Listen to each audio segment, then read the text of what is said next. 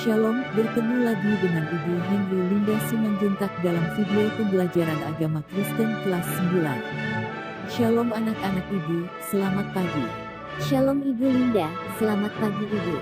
Shalom juga Ibu, selamat pagi Ibu. Shalom juga Ibu Linda Simanjuntak, selamat pagi Ibu. Shalom jaga Ibu, selamat pagi Ibu Linda. Topik pembelajaran kita hari ini adalah mengenal gerejaku. Coba sebutkan nama-nama gereja yang kamu ketahui. Kuria Kristen Batak Protestan, Gereja Metodis, Gereja Protestan di Indonesia bagian Barat, Gereja Betani Indonesia, Gereja Batakaro Protestan. Gereja Kristen Protestan Simalungun, Gereja Pantekosta di Indonesia, Gereja Injil Sepenuh Indonesia, Gereja Kristen Jawi Wetan, Gereja Kristen Indonesia. Mengapa ada begitu banyak gereja di Indonesia, Bu? Gereja begitu banyak di Indonesia karena adanya misionaris yang berbeda yang datang dari luar, karena adanya perbedaan tentang ajaran, praktik ibadahnya, adanya perbedaan organisasi gereja dan lain sebagainya. Untuk lebih jelas lagi kita akan bahas di topik kita hari ini. Silahkan baca kitab Injil Yohanes pasal 17 ayat 21. Supaya mereka semua menjadi satu, sama seperti Engkau, ya Bapa di dalam aku, dan aku di dalam Engkau, agar mereka juga di dalam kita, supaya dunia percaya bahwa Engkaulah yang telah mengutus aku. Dari nas bacaan tadi, kita pahami bahwa sejak awal sekali Tuhan sudah menyadari bahwa murid-muridnya akan terancam perpecahan. Doanya menunjukkan bahwa kesatuan murid-murid dan pengikutnya sangat penting, karena kesatuan itu mencerminkan kesatuan Yesus dengan Bapanya di surga. Dan dengan kesatuan itu juga, para murid memberikan kesaksian mereka kepada dunia. Namun, pada kenyataannya kita juga melihat bahwa perpecahan tetap terjadi. Dalam Kisah Para Rasul pasal 15, kita menemukan bagaimana gereja perdana diperhadapkan dengan sejumlah pertanyaan yang berat, yang mengancam gereja untuk terpecah. Ketika itu muncul pertanyaan yang sangat mendesak. Apakah orang-orang bukan Yahudi yang ingin menjadi Kristen harus terlebih dahulu menjadi Yahudi? Ada beberapa pemimpin gereja saat itu yang menuntut agar orang-orang Yahudi yang ingin menjadi Kristen terlebih dahulu harus disunat. Lalu mereka diwajibkan menjalankan seluruh hukum Taurat. Mereka dipimpin oleh Petrus dan Yakobus. Kelompok yang lain yang dipimpin oleh Paulus tidak setuju. Mereka berpendapat bahwa untuk menjadi Kristen, menjadi pengikut Kristus, orang tidak perlu menjadi Yahudi terlebih dahulu. Mereka dapat langsung datang kepada Kristus dan tidak perlu lagi dibebani dengan aturan-aturan Taurat. Karena itu, pada sekitar tahun 50 Masehi diadakan persidangan di Yerusalem yang dikenal sebagai Konsili Yerusalem atau Konferensi Apostolik. Di akhir persidangan disepakati peraturan minimal untuk orang Kristen agar mereka harus menjauhkan diri dari makanan yang dipersembahkan kepada berhala, menjauhkan diri dari darah, menjauhi dari daging binatang yang mati dicekik, dan menjauhi percabulan. Pada saat itu keempat peraturan itu sudah dianggap cukup untuk seorang Kristen, sehingga menjadi Kristen tidak berarti menjadi Yahudi terlebih dahulu. Perpecahan yang diselesaikan di konferensi di Yerusalem itu bukanlah yang terakhir. Kita menemukan banyak perpecahan lainnya sesudah itu. Di Korintus terjadi perpecahan gereja ketika orang-orang saling berkelompok berdasarkan rasul-rasul tertentu. Ada yang mengaku sebagai anggota golongan Paulus, Apolos, Kefas, atau bahkan Kristus. Masing-masing menganggap pemimpinnya lebih hebat daripada yang lain. Perpecahan berikutnya yang terjadi di Korintus ialah ketika anggota-anggota jemaat di sana membangga-banggakan diri mereka berdasarkan karunia-karunia roh yang mereka miliki. 1 Korintus 12 ayat 9-27. Ada yang membanggakan karunia untuk mengadakan mukjizat, membedakan bermacam-macam roh, berkata-kata dengan bahasa roh, menafsirkan bahasa roh, dan lain-lain. Perpecahan-perpecahan berikutnya terjadi antara Gereja Timur, Gereja Katolik Timur atau Gereja Ortodoks, dengan Gereja Barat, Gereja Katolik Roma pada tahun 1054. Perpecahan lebih lanjut terjadi pada tahun 1517 ketika Martin Luther memakukan 95 dalilnya di pintu gereja di Wittenberg yang isinya mengkritik praktik-praktik yang dilakukan oleh gereja Katolik saat itu, seperti penjualan surat-surat pengampunan dosa, pengumpulan relikui orang-orang kudus untuk meningkatkan kesempatan untuk lepas dari api penyucian, dan lain-lain.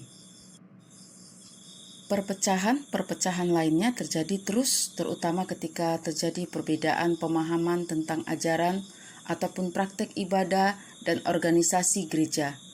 Seringkali pula pertikaian antara individu-individu tertentu memecah belah gereja. Hubungan yang rusak menyebabkan satu atau beberapa orang keluar dari gereja itu lalu mendirikan gereja baru. Kekristenan datang ke Indonesia pada waktu yang cukup awal. Beberapa peninggalan sejarah menunjukkan bahwa di Baru Sumatera Utara pernah hadir kekristenan Nestorian yang berasal dari Suriah. Bentuk kekristenan ini juga pernah hadir di Tiongkok dan meninggalkan sebuah prasasti besar di Sinan. Namun demikian, sama seperti kekristenan Nestorian di Tiongkok yang kemudian punah, kekristenan Nestorian di Barus pun hilang begitu saja. Kekristenan berikutnya datang pada abad ke-16 bersama orang-orang Portugis dan Belanda yang mencari rempah-rempah di Kepulauan Nusantara. Maka terbentuklah kelompok-kelompok Katolik Roma dan Protestan sesuai dengan agama orang-orang Portugis dan Belanda di berbagai wilayah di Maluku dan belakangan di Nusa Tenggara Timur. Kemudian datang pula bermacam-macam zending atau misionaris pekabar Injil yang bekerja di berbagai wilayah Indonesia. Untuk menghindari perpecahan lebih lanjut, gereja-gereja di Indonesia pada tanggal 25 Mei 1950, Gereja Protestan di Indonesia berkumpul di Jakarta dan mendirikan Dewan Gereja-Gereja di Indonesia yang dikenal menjadi Persekutuan Gereja-Gereja di Indonesia. Selain PGI, ada pula sejumlah organisasi antar gereja seperti PII, Persekutuan Injili Indonesia, PGLII, Persekutuan Gereja-Gereja dan Lembaga-Lembaga Injili Indonesia, PGPI, Persekutuan Gereja-Gereja Pentakosta Indonesia, PBI, Persekutuan Baptis Indonesia, GMAHK, Gereja Masehi Advent Hari ke-7. Di kalangan Gereja Katolik Roma kita mengenal KWI, Konferensi Wali Gereja Indonesia. Mari kita baca dan dengarkan dengan penuh hikmat kitab Yeremia pasal 29 ayat 4-7. Beginilah firman Tuhan semesta alam, Allah Israel, kepada semua orang buangan yang diangkut ke dalam pembuangan dari Yerusalem ke Babel. Dirikanlah rumah untuk kamu diami, buatlah kebun untuk kamu nikmati hasilnya. Ambillah istri untuk memperanakan anak laki-laki dan perempuan, ambilkanlah istri bagi anakmu laki-laki dan carikanlah suami bagi anakmu perempuan, supaya mereka melahirkan anak laki-laki dan perempuan agar di sana kamu bertambah banyak dan jangan berkurang. Usahakanlah kesejahteraan kota kemana kamu aku buang dan berdoalah untuk kota itu kepada Tuhan, sebab kesejahteraannya adalah kesejahteraanmu. Surat ini dikirim oleh Nabi Yeremia kepada orang-orang Yahudi yang saat itu membentuk kelompok-kelompok eksklusif dan tidak mau bergaul dengan orang-orang Babel. Alasannya tentu jelas, mereka marah kepada orang-orang Babel yang telah membuat mereka menderita dan membawa mereka ke negeri asing, negeri pembuangan di Babel. Namun demikian, dari apa yang dikatakan oleh Nabi Yeremia, kita dapat menyimpulkan bahwa mereka tidak boleh hidup eksklusif dan tidak peduli dengan masyarakat di sekelilingnya. Dalam konteks masa kini, gereja pun harus sadar bahwa gereja hadir di dunia bukan hanya untuk dirinya sendiri. Gereja hadir untuk menjadi berkat bagi kota dan seluruh dunia. Itulah sebabnya banyak gereja yang terlibat dalam gerakan-gerakan untuk menolong orang lain.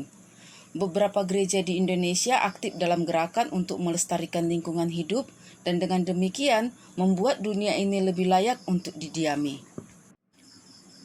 Kesimpulan materi kita hari ini, ada banyak gereja di dunia. Gereja-gereja itu umumnya lahir dari perpecahan. Padahal Tuhan Yesus tidak menghendaki perpecahan gereja, sebab hal itu justru akan menghambat kesaksian gereja kepada dunia. bahwa Tuhan Yesus telah mendamaikan seluruh umat manusia. Karena itu, gereja-gereja kita terpanggil untuk mengusahakan persatuan dan kerjasama yang baik satu sama lain. Gereja juga terpanggil untuk mengusahakan kesejahteraan umat manusia di dunia. Ada banyak hal yang telah dan dapat dilakukan oleh gereja, antara lain melestarikan lingkungan hidup dan berjuang melawan pengerusakannya. Sampai di sini pembelajaran kita, sampai bertemu di pembelajaran berikutnya. Shalom, Tuhan Yesus memberkati. Terima kasih Ibu Linda. Shalom Ibu, Tuhan Yesus memberkati Ibu. Shalom juga Ibu. Terima kasih Ibu Linda, Tuhan Yesus memberkati Ibu. Terima kasih Ibu Linda. Shalom Ibu.